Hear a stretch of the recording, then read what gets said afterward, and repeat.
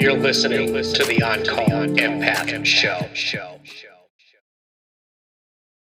All right, guys, we are back for another episode of the On Call Empath. This is Raj Mintaj with the 100th episode.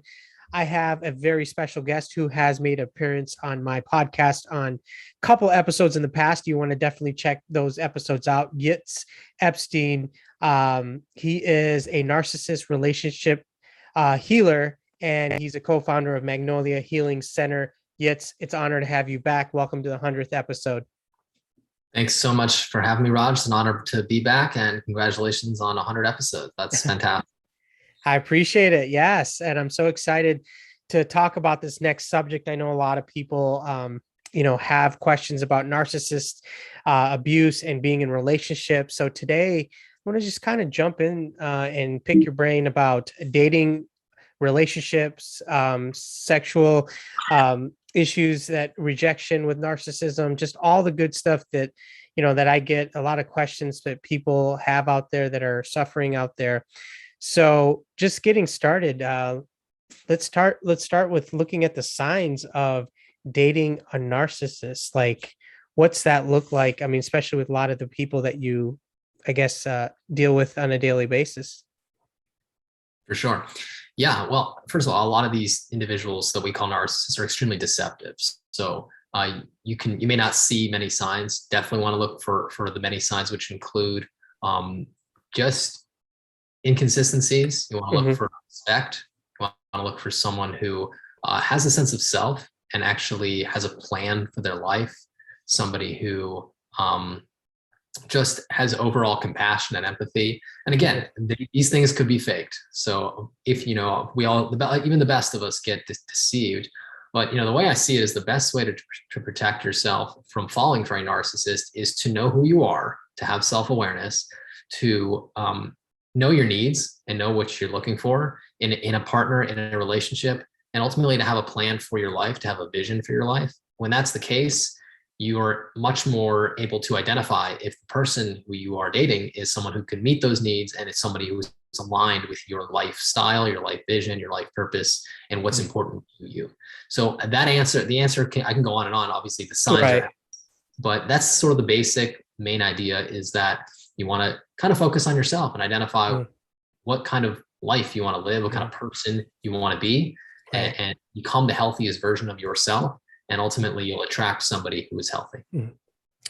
And I use the term narcissist, but usually, what I want to reference to is just anybody that's toxic, malicious, someone trying to, just not very positive. Like, this could go for anyone out there that might be holding you back to being the best version of yourself. If somebody is with a toxic person or a narcissist, what are some of the ways that that you feel that they can do as far as steps? I know you have a steps with a lot of the coaching that you do. What are some of the things they can use right away to slowly get away from this person safely without getting hurt? Yeah, well, great question. First of all, if you are dealing with someone who is going to make an enemy out of you the second you walk away, then you want to make an exit plan before you let them know that the relationship's over. Because the second you tell them the relationship's over, or the second they get wind that you're on the way out. So in essence, you kind of have to have a little bit of an escape route. And whether that's a financial one, a legal one, friendships, emotional support, relational support. But the way I see it, there's a couple different things. There's twofold. There's the external, safety that you want to make sure exists, but also you want to work on yourself, and you want to become less reactive, more aware of what's going on, have awareness on narcissism to understand what you're dealing with, mindful of your reactions, become more present, and go on that healing journey inward. When you're more solid inwardly, less people on the outside can actually affect you. So I guess you can say the best defense is a good ability to be aware of yourself, your triggers, your wounds, become more whole, become more aware of who you are, how you're showing up. And that way, if somebody else tries to come and manipulate you or bully you, you're just much more prepared for it. But also important to understand, if you're on the way out, if you're trying to get out of a relationship with a narcissist, it will be most usually a battle.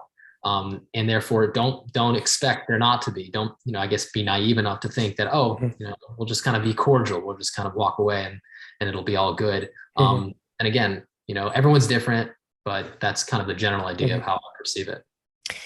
Yeah. And I know a lot of the people that I've talked to, they try to change them and they think that they'll change, but they never do. It's like a condition I think you've mentioned in my past episodes is, for them to even seek out a therapist or a narcissist coming to you, it's like putting down their ego, which is probably not going to happen. Have you ever heard of that, where a narcissist gets help, or maybe unless they're forced to go to therapy, but like just coming to you and say, hey, I'm a narcissist, I need help?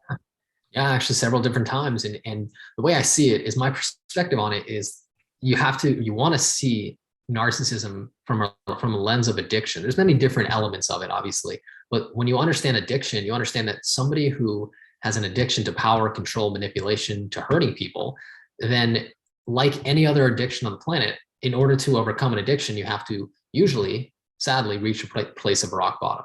So if a person reaches a rock bottom where they realize that if they continue down this path, that they're going to lose everything, their life, even included, obviously their relationships and their sense of just the ability to have a life that they want to live. When that is threatened, they'll usually wake up and they'll start to turn their life around. But even if you reach rock bottom, there's always a rock bottom to your rock bottom. You know what I mean? So at that point, if somebody admits, hey, listen, I am now going to accept that I am my own problem, I'm in my own way, and I need to focus on myself, no matter how painful it is, that's sort of the turning point. And that's why I don't necessarily like looking at it from a perspective of narcissism and codependency, even though I do, yes, you can say, specialize in that. I like to see it from a wounds perspective. How are your wounds causing you to do, think, feel, and behave in certain ways that are self-destructive and defeating you, not allowing you to be set up for success? And if that's can be understood and healed, you can literally turn someone's life around from the darkest depths and really bring them to self-awareness and even joy and happiness and peace. Yeah. And it's very, like, I guess, very challenging when there's kids involved and you're in a family where, you don't have very many options just to kind of walk away from a narcissist. For anyone that's listening right now, what kind of advice can you give to somebody who may not have the resources, or they're not able to just take off right now, and they're tied to their kids with, let's say, somebody who's controlling and has narcissist tendencies? What are some ways to slowly kind of get the ball rolling so you can just kind of get away? Yeah, that's definitely one of the tougher things that I have to hear about very often. And because you're kind of forced to interact with this person, it's very easy to say go no contact, but you cannot go no contact if somebody, of course, or mother of your child. So it's tricky, and the similarities though are always, I guess, the underlying factors. You got to focus on yourself.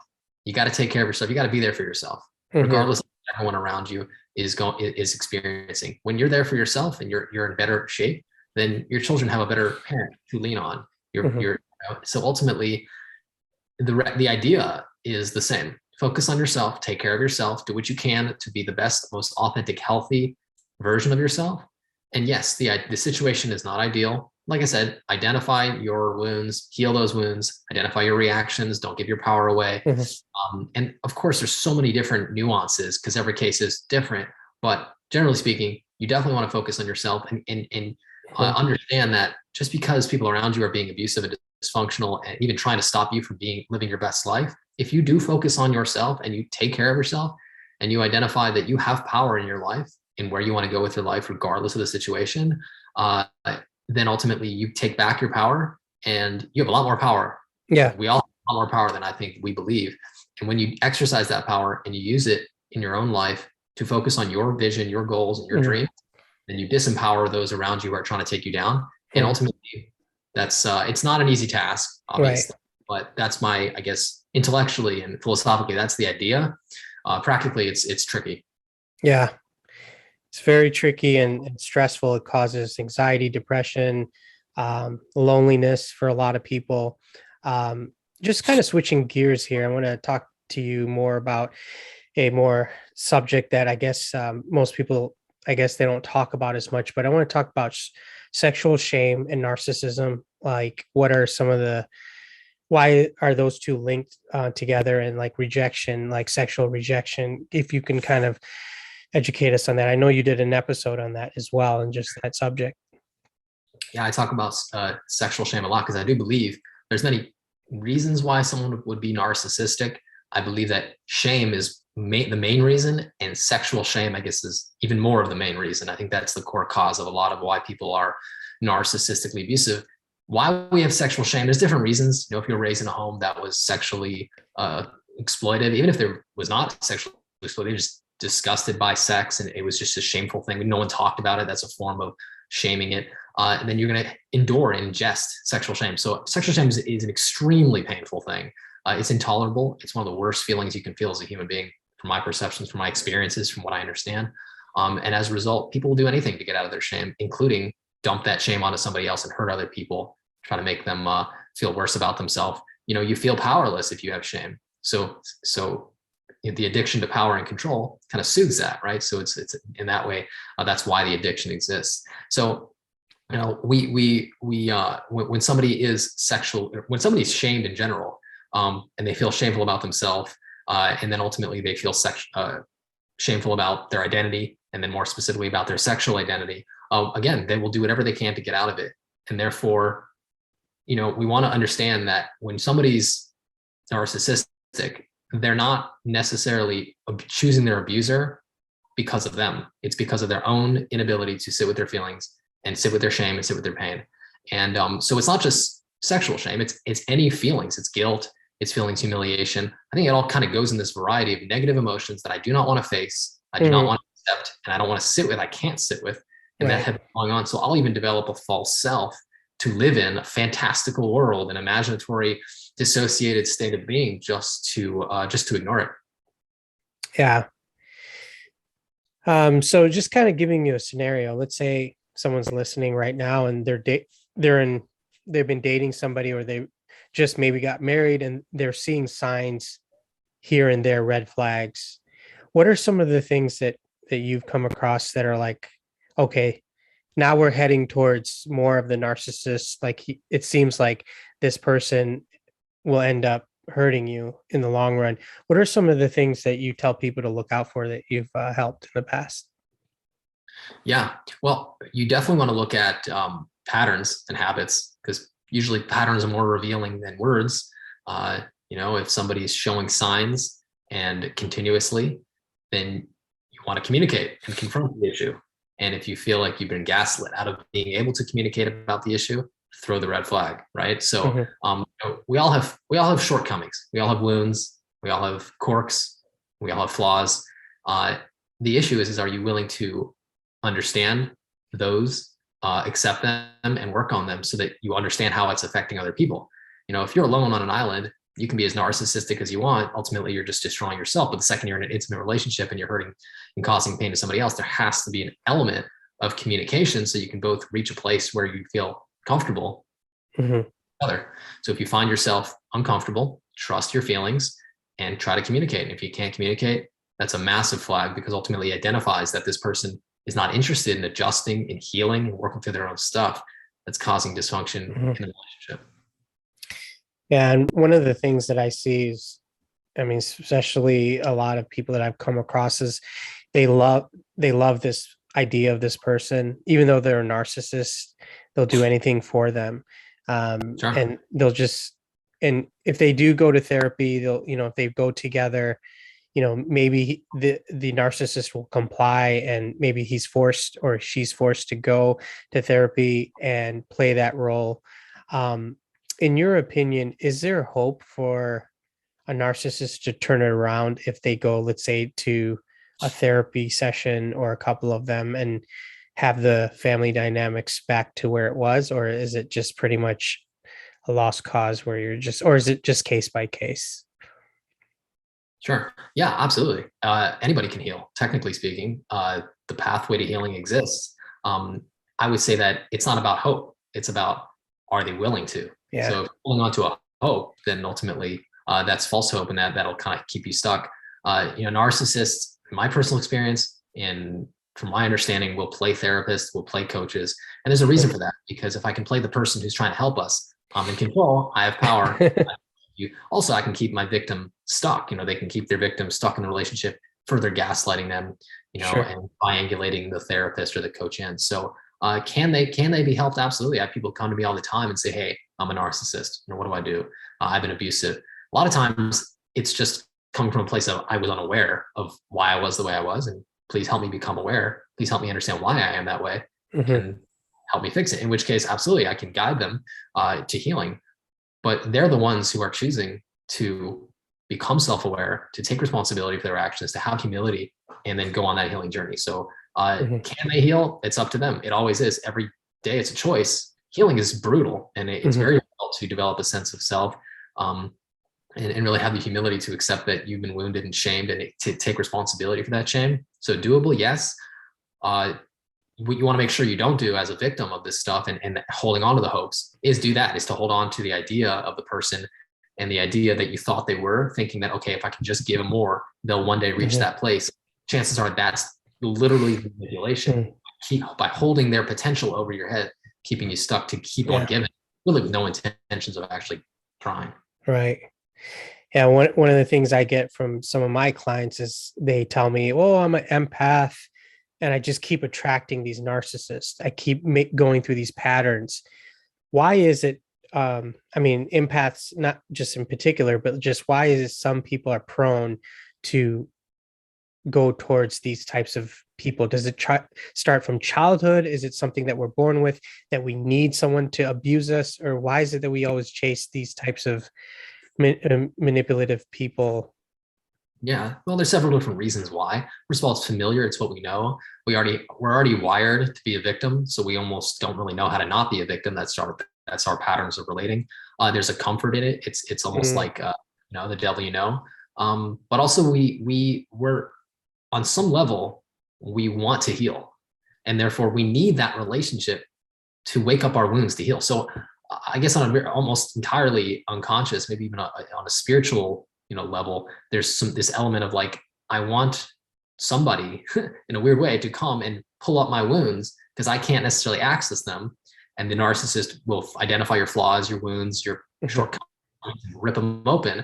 So instead of seeing yourself as a victim, see yourself as now with the opportunity, because now you have access. They've triggered that stuff to actually work through it. So there's a lot of dimensions, a lot of reasons why, energetic, spiritual, psychological.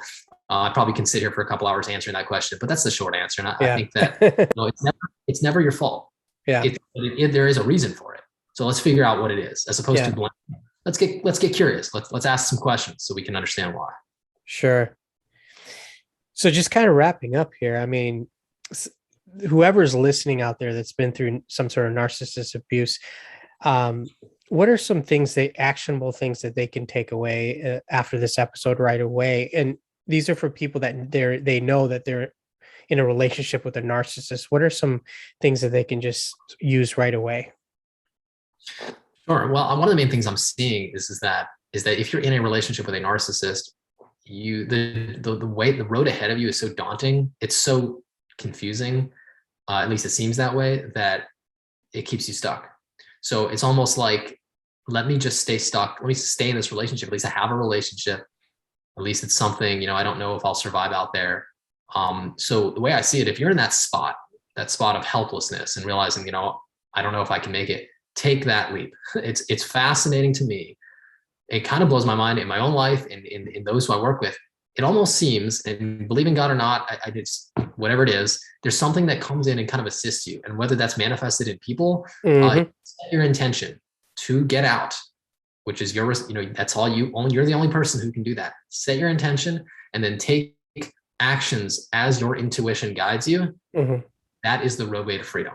So as dark as it may seem, as helpless, if you ask me, personal opinion, I believe that it is never hopeless and helpless until you decide that's the case. So if you decide that chances are 0.0005 that you can get out of a relationship like that, take that chance, because once you decide, it's fascinating the forces that come along. Because it's not just you that wants you out of that relationship and into health. It's the universe, it's people, it's the world needs healthy, individuated people. So those forces are certainly and I'm still to figure out what they're called, but call it what you want. Force. guiding force. But yeah, I mean, that's what I've come across from a lot of people as well, is there are certain people, key people that come in and they help you and they guide you and they nudge you towards, a certain route, but you have to be the one to look for those signs. Yeah, you got to take that leap. You got to take that leap of faith, I guess you can call it. And ultimately, let's just say my case, not to toot my horn in any way, but I was victimized by a narcissistic mother. I mean, I don't know if it gets much more disturbing than that, not to compare, but ultimately here I am today. I have health, I have peace. And so the way I see it is that I didn't think that was possible. Could not believe it was possible. And so I shock myself every time. And the way I see it is that if you are willing to go inward and face yourself and correct damage and correct your way of thinking, your relational patterns, and become authentic, healing is so possible. It's unbelievable. Yeah, change is always scary, guys. So I know they say nothing grows in the comfort zone. So we, like you said, we might be used to the abuse and being the victim, but nothing's going to change unless we, our next foot forward and just not stay in our comfort zone. Because I know that's one of the main issues that people tell me is that, that's all they know. This is the only person that they know. They don't know anything out. And even if they get out, the healing process continues, and there's going to be ups and downs. There's going to be victories. There's going to be down, where you're down. But it's a process. It's not linear. Yeah. There's going to be days when you feel like you can't go on. There's going to be days where you feel like nothing can stop you. And that's part of the journey, the highs and the lows.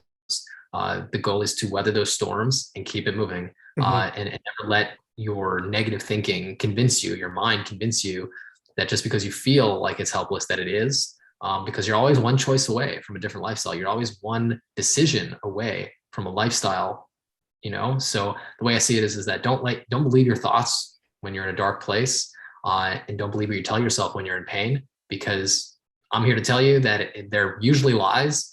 You can overcome this stuff. You can move on. You can live your dream. You can do it. Yes, it's a process. And yes, it sucks and painful. And maybe it seems implausible, but it is very possible if you are willing to do the work. Yeah.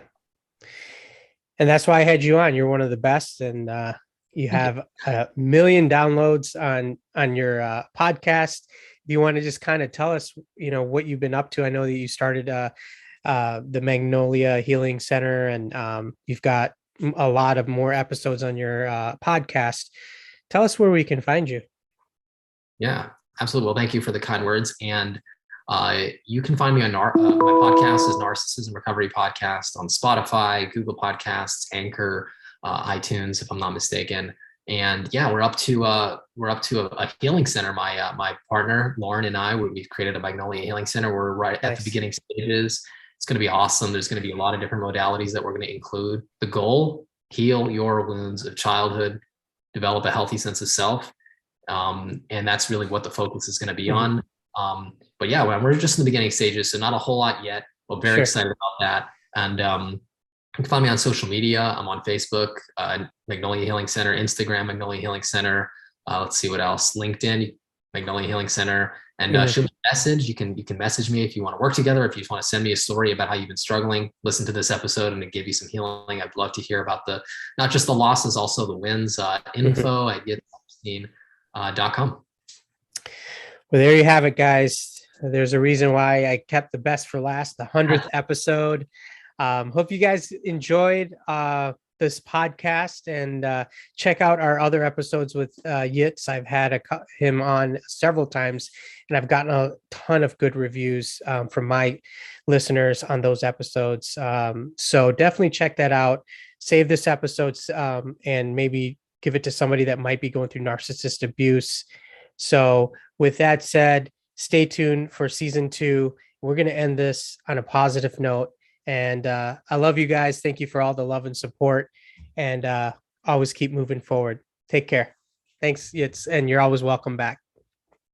Of course. Thanks for having me, Raj. It's an honor. Absolutely. You're listening to the On-Call Empath.